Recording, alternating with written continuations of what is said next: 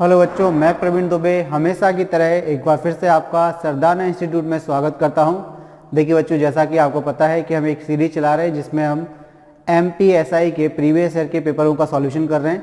आज हम उसी क्रम को जारी रखते हुए आज हम करेंगे 31 अक्टूबर 2017 के जो मॉर्निंग शिफ्ट का पेपर था उसका सॉल्यूशन। ठीक है ना? तो ज़्यादा बातें ना करते हुए शुरुआत करते हैं क्वेश्चन से और देखते हैं भाई क्वेश्चन क्या पूछा गया था पहला। तो अगर हम क्वेश्चन की बात करें तो आपका पहला क्वेश्चन है, यदि दो बराबर x प्लस 1 अपॉन यानी कि 1/1 प्लस 1/3 प्लस 1/4 हो, कह सकते हैं हम यदि 2 equal to x plus 1 upon 1 plus 1 upon 3 plus 1 upon 4 है तो आपको x का मान बताना है क्या है। इस टाइप के क्वेश्चनों को हम क्या बोलते हैं? ये जो क्वेश्चन है ये सतत भिन्न का क्वेश्चन है। इसको हम क्या कहते हैं? सतत भिन्न। ये क्या कहलाती है? सतत भिन्न। सतत भिन्न का मतलब होता है कंटिन्यूअस फ्रैक्शन। ठीक है, ये क्या है? सतत भिन्न। अब इस सतत भिन्न को कैसे सॉल्व करते हैं? तो ये हमेशा लास्ट वाले टर्म से सॉल्व होती है। तो किस तरीके से सॉल्व करेंगे? तो यहाँ पर आपको x का मान निकालना है, दिया है 2 बराबर x plus 1 upon 1 plus 1 upon 3 plus 1 upon 4। Last वाला टर्म आप थोड़ा सा देखिए, यहाँ पर क्या लिखा है? 3 प्लस 1 अपॉन 4। आप एलसीएम लेंगे तो यहाँ पर 1 मानेंगे। जब 1 मानेंगे तो ये हो जाएगा 3 4 12 यानी कि 4 3 12 और 1 13, 13/4 हो जाएगा। तो 2 बराबर ये आपका हो जाएगा x प्लस 1/1 प्लस 1/13/4। अब बटे के बटे की राशियाँ क्या होती है? पलट जाती हैं। ये बटे के बटे में है तो ये कहाँ पहुँच जाएगा? 4 ऊपर पहुँच जाएगा। तो ये आपका हो जाएगा 2 बराबर x प्लस 1/, ये हो जाएगा 1 प्लस 4/13। अब इसके बटे में फिर से आप 1 मानेंगे, एलसीएम लेंगे 13 आएगा। 13 कम 13 और 4 कितना? 17, 17/13 हो जाएगा।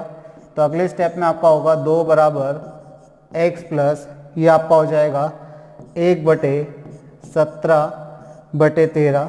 ठीक है, अब ये बटे के बटे की राशि फिर से पलट जाएगी तो ये ऊपर पहुंच जाएगा। तो ये आपका हो जाएगा 2 बराबर x प्लस 13 और बटे में कितना? 17।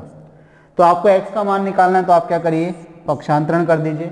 13/17 को आप दूसरी तरफ ले जाइए तो यहाँ से x की वैल्यू आपकी निकलेगी 2 माइनस 13/17। इसके बटे में आप 1 मानेंगे, एलसीएम लेंगे 17 आएगा। 17 एलसीएम आएगा तो 17 दूनी 34, तो 34 माइनस कितना हो जाएगा? तो आप कहेंगे सर 13 और बटे में कितना? 17। तो देखिए 4 में से 3 जाएगा 1, 3 में से 1 जाएगा तो 2, 21/17 आपका x का जो है वो मान आ जाएगा। तो किस ऑप्शन में आपको दिया है? अगर हम बात करें 21/17 तो 21/17 आपको दिया है ऑप्शन नंबर बी में, यानी कि ऑप्शन बी जो है आपका आंसर हो जाएगा। क्लियर है बात?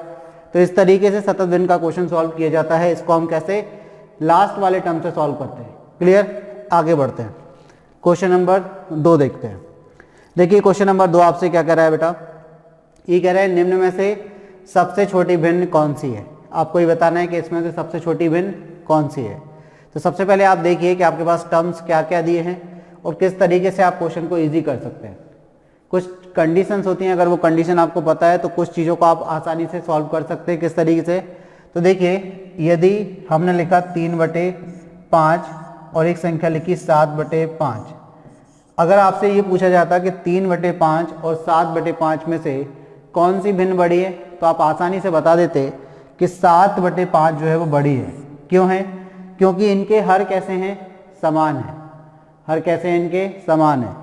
तो जब दो भिन्नों के हर कैसे होते हैं? समान होते हैं। तो जिस भिन्न का अंश बड़ा होगा वो भिन्न कैसी होगी? बड़ी होगी। ठीक है ना? तो पहले तो आप ये देख लीजिए कि आपको 2 नंबर्स तो यहाँ पर दिए जिसके हर कैसे हैं? समान है। तो यहाँ पर हमारे पास 4 नंबर थे, 8/25। ठीक है, दूसरा नंबर आपके पास है 7/23, तीसरा नंबर आपके पास है 11/23, चौथा नंबर आपके पास है 14/53। ये आपके पास 4 नंबर यानी कि भिन्न दिए हैं। आपको सबसे छोटी भिन्न बतानी कि कौन सी है। तो सबसे छोटी भिन्न किस तरीके से बताएंगे? अब देखिए आप क्या करेंगे? सबसे पहले जो इनके भिन्न के हर समान है वो हर देख लीजिए, इसमें भी 23 इसमें भी 23, तो ये 11/23 7/23 से बड़ा है, यानी कि छोटा बताना है तो इन दोनों में तो ये छोटा हो गया, तो हम कह सकते हैं कि 11/23 किससे बड़ा है, 7/23 से बड़ा है। अब आपको छोटा बताना है तो आप इससे छोटा या बड़ा कंपेयर करिए। भाई देखिए, अगर आपने 8/25 का कंपैरिजन 7/23 से किया और अगर आपका 7/23 क्या निकला, बड़ा निकला इससे, तो ये इससे भी छोटा हो जाएगा, या फिर 8/25 बड़ा निकला इससे तो वो इससे बड़ा रहेगा, तो ये तो छोटा रहेगा कि नहीं। तो आप अब इस दोनों में कंपैरिजन करिए, जैसे 8/25 और 7/23 में कौन सी भिन्न बड़ी है, तो क्या करिए, इनका क्रॉस मल्टीप्लाई कर दीजिए यहाँ पर। तो 25 सत्ते कितना होता है, तो आप कहेंगे सर 175, और 23 अट्ठे कितना होता है, तो 8 3 24 और 8 दूनी 16, तो 160 और 8 3 24, तो 24 जोड़ेंगे 160 में तो 184, कितना हो जाएगा 184। तो ये बात कंफर्म है कि ये वाला नंबर इससे बड़ा है, यानी कि 8/25 किससे बड़ा है, तो आप कहेंगे सर इससे बड़ा है। अब आप अगला नंबर देख लीजिए, आप 14/53 का कंपैरिजन 7/23 से कर लीजिए, इन दोनों का कंपैरिजन करिए, क्योंकि ये वाला नंबर अभी इन दोनों से छोटा है। अगर आपने इन दोनों नंबर का कंपैरिजन कर लिया और ये नंबर अगर छोटा आ जाता है तो सबसे छोटा यही हो जाएगा, ठीक। तो आप क्या करिए, 14/53 और किसका 7/23 का कंपैरिजन करिए, तो 14 और इंटू 23 करिए और 7 इंटू 53 करिए, तो 7 3 21 हो जाएगा और 7 पना 35, यानी कि 350 में 1 जोड़ेंगे तो 371 आएगा। 14 और इंटू 23 करेंगे तो 14 3 42 की 2 हासिल में 4 आ जाएगा, 14 3 42 हासिल में 2, 14 3 42 2 हासिल में 4, 14 दूनी 28 4 32, कितना हुआ 32, 322 आया, यानी कि ये नंबर बड़ा हो गया, ये वाला नंबर बड़ा हो गया। अब 7/23 किससे बड़ा हो गया, तो अब आप देखिए यहाँ पर देखिए कि 11/23 बड़ा है किससे, तो आप कहेंगे सर 7/23 से। 7/23 बड़ा है किससे, तो आप कहेंगे सर ये बड़ा है 14/53 से, ये 14/53 से बड़ा है। और 8/25 बड़ा है किससे, तो आप कहेंगे सर 8/25 बड़ा है आपके 7/23 से। तो बताइए, ये इन दोनों नंबर से बड़ा था और ये इससे बड़ा है, तो सबसे छोटा कौन सा हुआ आपका 14/53। एक तरीका इस तरीके से आप कर सकते हैं इस क्वेश्चन को सॉल्व, काफ़ी आसान रहेगा आपके लिए। तो सबसे छोटा नंबर कौन सा हो गया 14/53, किस ऑप्शन में दिया है आपको, ऑप्शन सी में, ठीक है। ये पहला तरीका है इस क्वेश्चन को सॉल्व करने का। अगर ये तरीका आपको धुंधला धुंधला सा समझ आया तो इसको आप और अच्छा बेहतर तरीके से समझ सकते हैं। कैसे, आप दशमलव के 2 स्थानों तक वैल्यू सॉल्व कर लीजिए हर एक ऑप्शन की। जैसे हम क्या करें, 8 को भाग लगा दें 25 से, सेकंड मेथड बता रही है आपको। तो आप अगर 8 को भाग लगाएंगे 25 से तो 8 में तो भाग नहीं जाएगा, तो भाग नहीं जाएगा तो यहाँ दशमलव लग जाएगा, तो ये 80 हो जाएगा, 25 3 75, 5 बचेगा 50 हो जाएगा, तो 25 3 75 और 25 दूनी 50, ये पूरा कट जाएगा, ठीक है। आपने देखा कि 0.32 इसकी वैल्यू आई डेसिमल के 2 पॉइंट तक, यानी कि दशमलव के 2 स्थान तक। अब हम बात करते हैं दूसरे नंबर की, 7/23 है, इसको आपको भाग लगाना है 7 को किससे, 23 से। तो 23 से भाग लगाएंगे तो भाग जाएगा क्या, नहीं, तो दशमलव लगा दीजिए, तो 70 हो जाएगा, तो 23 3 69, 1 बचेगा तो 10 हो जाएगा, भाग नहीं जाएगा, भागना स्टम 0, तो 100 हो जाएगा। तो देखिए 23 पंजे करेंगे तो ज़्यादा हो जाएगा, 23 चौको, तो आप कहेंगे देखिए 23 चौको 92 होता है, 92, तो 4 बार कट जाएगा, मतलब ये 0.03 आएगा, 2 अंकों तक लेना, उसके बाद की मैं बात ही नहीं करना। तो 0.30 हो गया। अगले नंबर की तरफ बढ़ते हैं, 11/23 है। अगला नंबर क्या है बेटा आपका 11/23, यानी कि 11/23 है। तो जो 11/23 है इसमें आपको किससे भाग लगाना है, 11 को भाग लगाना है 23 से, तो भाग तो जाएगा नहीं, तो दशमलव आएगा 110 हो जाएगा। 23 पंजे 115 होता है, 5 3 15 की 5 हाथ 1 5 दूनी 10 और 1 11 115। तो 23 चौको फिर से जाएगा इसमें भाग, 23 चौके 92, कितना गया 23 चौके 92 गया। तो देखिए 4 से समथिंग हो रहा है, ये 10 2 8 आ जाएगा, ये 10 जाएगा तो 1 18 हो जाएगा, तो ये दशमलव मतलब 4 में आ रहा है। अब अगर नेक्स्ट नंबर आपका 4 में आता है तो हमें इसके 2 स्थान तक निकालने की जरूरत है, अदरवाइज कोई ज़रूरत नहीं है। अब आपको 14 को भाग लगाना है किससे, 53 से, 14 को भाग लगाएंगे जब बेटा आप 53 से, तो 14 में तो भाग जाएगा नहीं 53 से, तो ये 140 हो जाएगा, दशमलव लग गया, 53 से भाग दे रहे, 53 3 ज़्यादा हो जाएगा तो 53 दूनी। अब आप देखिए 0.2 आ रहा है यहाँ पर, और ये बाकी 3 और ये 3 और ये 4 था, तो 0.2 के बाद कुछ भी है, मतलब ये सबसे छोटा नंबर है, 0.2 से स्टार्ट हो रहा है।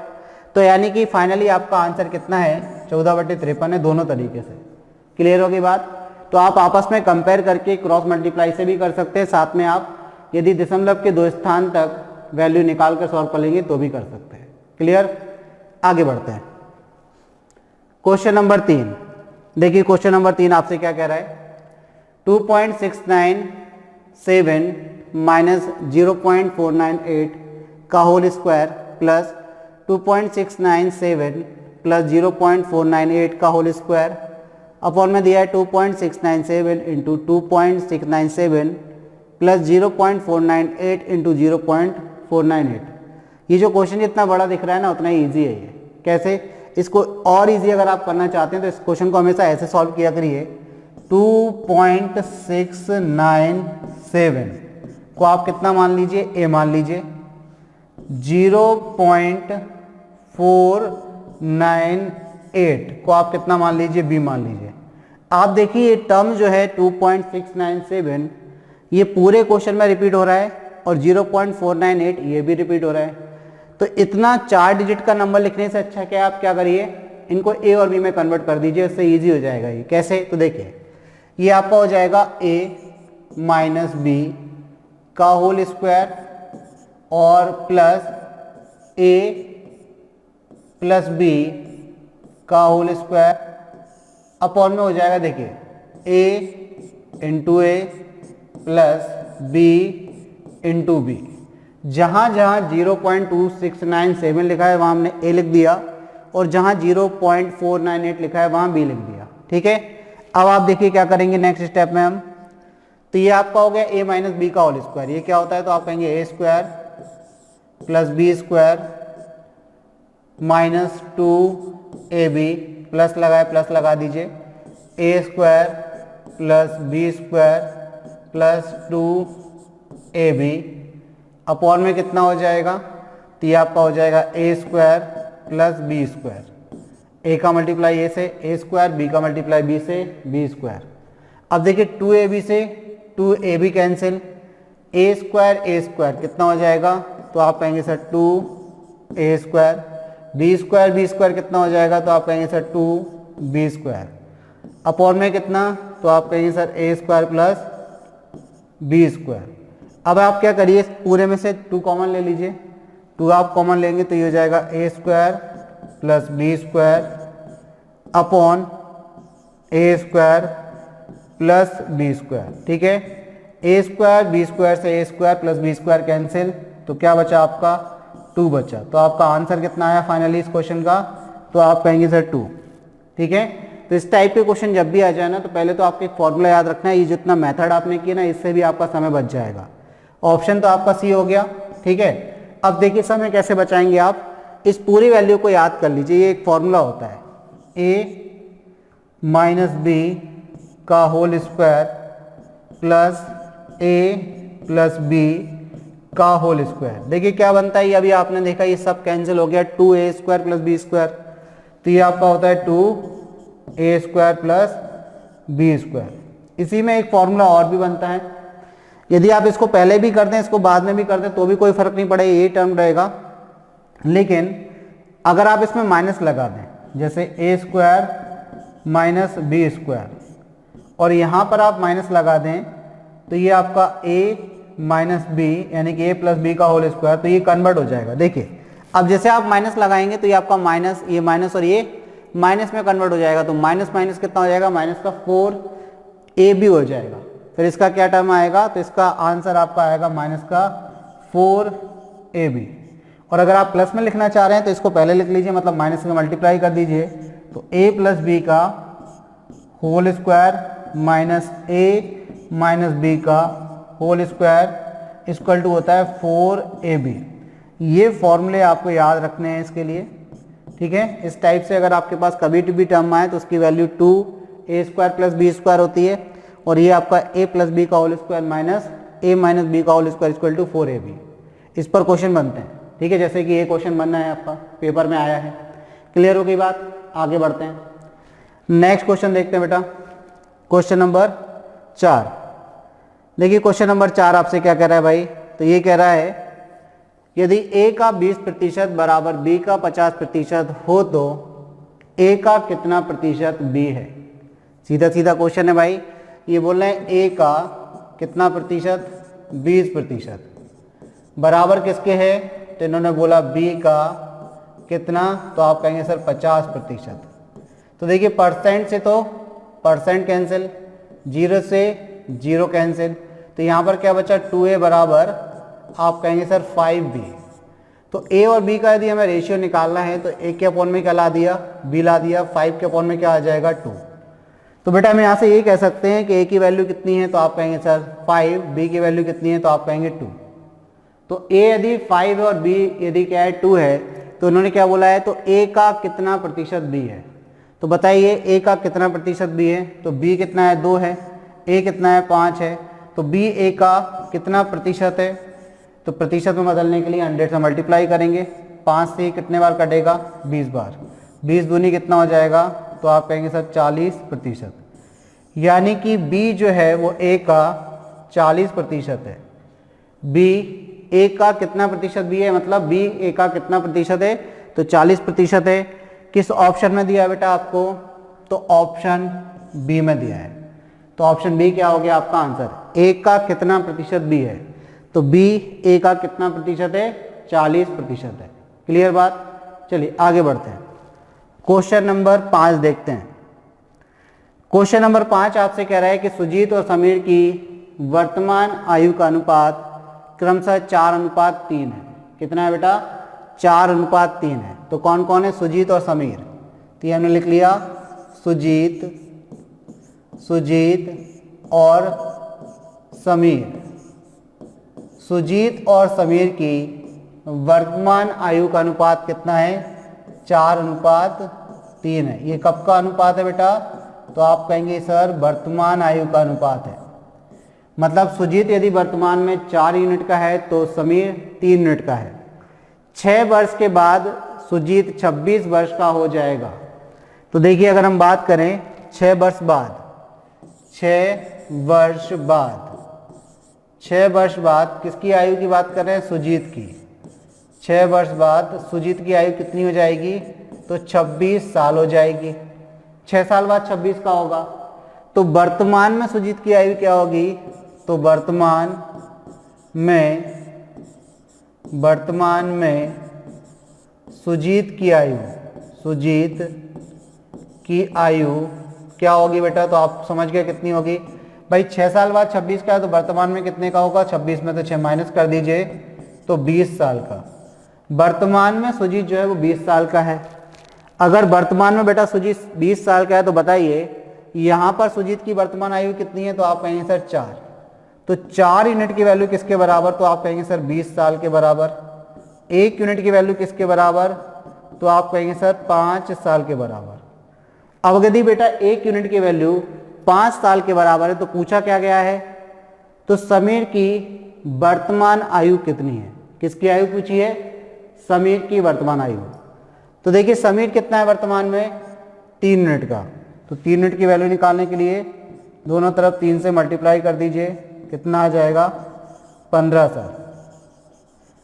तो वर्तमान में जो समीर है उसकी आयु कितनी है, तो आप कहेंगे सर 15 साल है। किस ऑप्शन में दिया है बेटा, ऑप्शन सी में दिया हुआ है। ऑप्शन सी क्या हो गया बेटा आपका आंसर। क्लियर होगी बात, चलिए आगे बढ़ते हैं। क्वेश्चन नंबर 6 देखते हैं।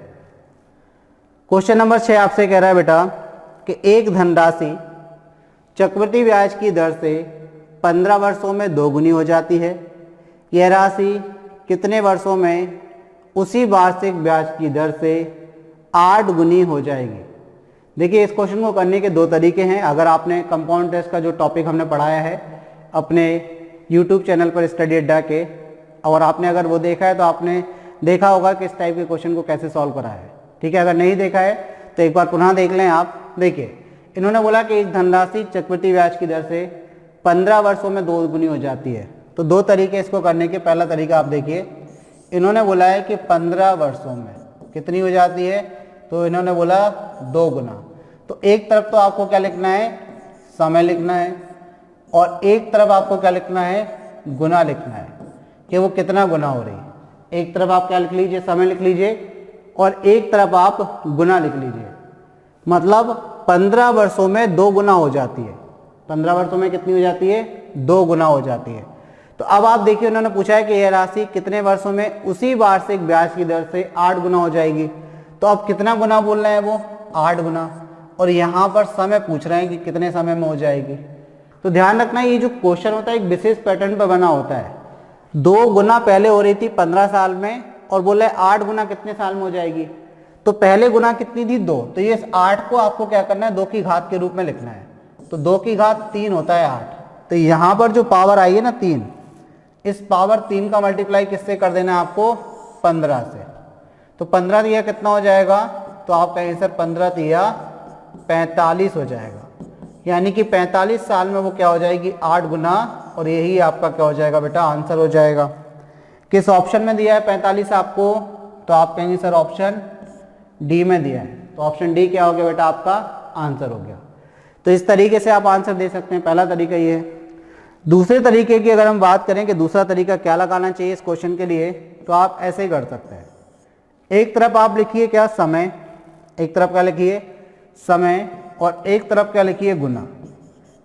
एक तरफ क्या लिखिए, समय, और एक तरफ क्या लिखिए, गुना। तो अगर हम बात करें कितने समय में कितना हो रही है, तो आप कहेंगे सर 15 साल में 2 गुना हो रही है। तो अगले 15 साल में कितना होगी, तो चक्रवृद्धि ब्याज है, तो अगले 15 साल में फिर से 2 गुना होगी।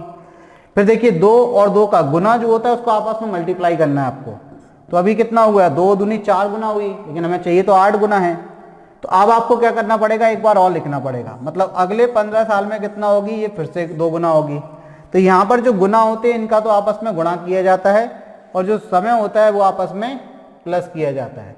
तो 15, 15 और 15 कितना हो गया, तो आप कहेंगे सर 45। 15 प्लस 15 प्लस 15, समय हमेशा प्लस होगा।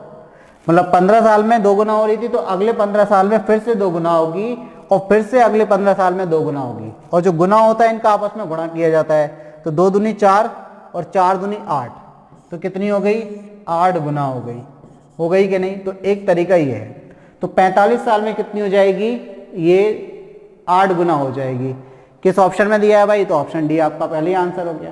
ठीक, चलिए आगे बढ़ते हैं क्वेश्चन नंबर 7 की तरफ। क्वेश्चन नंबर 7 देखिए, ए ने एक व्यापार की शुरुआत में 45,000 रुपए की पूंजी निवेश की तथा कुछ समय बाद भी 30,000 निवेश कर उस व्यापार में शामिल हो गया। ठीक है, यदि 1 वर्ष के अंत में उन्हें 2:1 के अनुपात में लाभ प्राप्त हुआ हो, तो बी कितने समय बाद व्यापार में शामिल हुआ। अब आपको ये बताना है कि बी कितने समय बाद व्यापार में शामिल हुआ। हम निकालेंगे, लेकिन क्या कि बी ने व्यापार में कितने समय तक पैसा लगाया। क्योंकि यहाँ पर ब्याज की जो गणना हो रही है वो कब हो रही है, 1 वर्ष के बाद। कब हो रही है बेटा, यहाँ पर 1 वर्ष के अंत में उन्हें 2:1 के अनुपात में लाभ मिला। मतलब ब्याज की जो गणना हो रही है वो 1 साल के अंत में हो रही है। तो अगर ब्याज की गणना बेटा 1 साल के अंत में हो रही है, तो इसका मतलब हम ये कह सकते हैं कि शेष समय, मतलब जितने समय बाद भी उसने पैसा लगाया होगा, तो हम ये बोलेंगे शेष समय कितना था, कि जितने समय के लिए उसने पैसा लगाया। किसने, बी ने। तो कितने समय बाद लगाया, तो हम टोटल 1 साल में से क्या करेंगे, जितने समय के लिए उसका पैसा था उसको माइनस कर देंगे। तो कितने समय बाद लगाया, तो ये आ जाएगा। देखिए समझिए कैसे। ए की हम बात करते हैं, ए ने कितनी पूंजी लगाई, तो आप कहेंगे सर 45,000 रुपए की पूंजी लगाई। बी ने कितनी पूंजी लगाई, तो क्वेश्चन में दिया है 30,000 रुपए की पूंजी लगाई। ठीक है, ये तो एक की और बी की पूंजी हो गई। अब अगर हम बात करें यहाँ पर पूंजी निवेश की, तो कुछ समय बाद भी 30,000 रुपये निवेश कर उस व्यापार में शामिल हो गया। 1 वर्ष के अंत में उन्हें 2:1 के अनुपात में लाभ बांटा। अब देखिए शुरुआत में किसने लगाया था, ए ने, और 1 साल बाद ब्याज की गणना कर रहे हैं। तो ए के जो 45,000 रुपये हैं वो 12 महीने तक व्यापार में लगे रहे। लेकिन बी के जो 30,000 हैं तो वो हमने बोला एक्स समय तक, एक्स महीने तक व्यापार में पैसा बी का लगा रहा। तो अगर हम इनकी पूंजियों का अनुपात बनाते हैं तो क्या बनेगा, तो आप कहेंगे सर 45,000 इंटू क्या करना पड़ेगा आपको 12, इसका अनुपात किससे बनेगा, तो आप कहेंगे सर 30,000 बी की पूंजी है और व्यापार में एक्स महीने तक लगी रही। अब देखिए 3 जीरो से तो पहले 3 जीरो ये कैंसिल, 15 तिया 45, 15 दूनी 30, 2 से 6 बार कैंसिल। ठीक है, तो अभी देखिए ऊपर कितना हो गया, अब कोई और कट रहा है क्या भाई, देखिए 3 जीरो से 3 जीरो कैंसिल, 15 ती 45, 15 दूनी 30। ठीक है, 2 से ये कटा 6 बार और 6 तिया कितना हो गया 18, तो ये हो गया आपका 18 अनुपात कितना x। अब ये जो इनके लाभ का अनुपात है, ये जो पूंजियों का अनुपात है, यही लाभ का अनुपात होता है, मतलब इसी अनुपात में लाभ भी बांटा होगा। यहां कितना दे रहे हैं लाभ का अनुपात, कि 2:1 के अनुपात में लाभ को बांटते हैं। इसका मतलब ये 18/x 2:1 के बराबर है। 2 से ये 18 कट जाएगा 9 बार, तो x की वैल्यू कितनी आ जाएगी, तो आप कहेंगे सर 9 महीने। 9 महीने यानी कि B ने व्यापार में 9 महीने तक अपनी पूंजी लगा कर रखी। x की वैल्यू कितनी आ गई 9, तो B ने अगर 9 महीने तक व्यापार में पूंजी लगाई और 1 साल में क्या कर रहे थे, ब्याज की गणना कर रहे हैं, मतलब 2:1 के अनुपात में ब्याज को बांट रहे हैं, तो इसका मतलब क्या है, इसका मतलब ये है कि 12 महीने में से 9 महीने व्यापार में B ने पूंजी लगाई, तो कितने महीने बाद आया, तो आप कहेंगे सर 3 महीने बाद। 3 महीने बाद भी जो है व्यापार में शामिल हुआ। 12 में से 9 माइनस कर दीजिए, तो 3 महीने बाद शामिल हुआ, तभी तो उसका पैसा व्यापार में 9 महीने तक लगा रहा। ठीक है, किस ऑप्शन में दिया है बेटा, तो ऑप्शन ए में। तो ऑप्शन ए क्या हो गया आपका आंसर। क्लियर, आगे बढ़ते हैं।